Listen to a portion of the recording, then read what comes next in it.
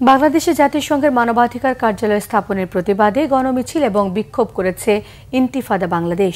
বাদ-জুমা মতিঝিল শাপলা চত্বরে এক বিক্ষোভ সমাবেশ করে সংগঠনটি। বায়তুল মোকাররম উত্তর গেট থেকে শুরু হয়ে বিক্ষোভ মিছিলটি শেষ হয় শাপলা চত্বরে গিয়ে।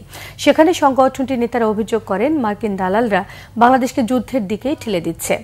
স্বাধীন দেশে কেন জাতিসংঘের অফিস, প্রশ্ন রাখেন বক্তারা।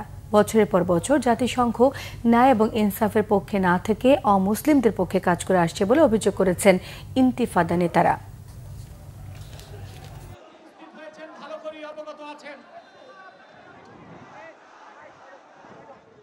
মার্কিন দালালরা বাংলাদেশকে যুদ্ধের দিকে ঠেলে দিচ্ছে।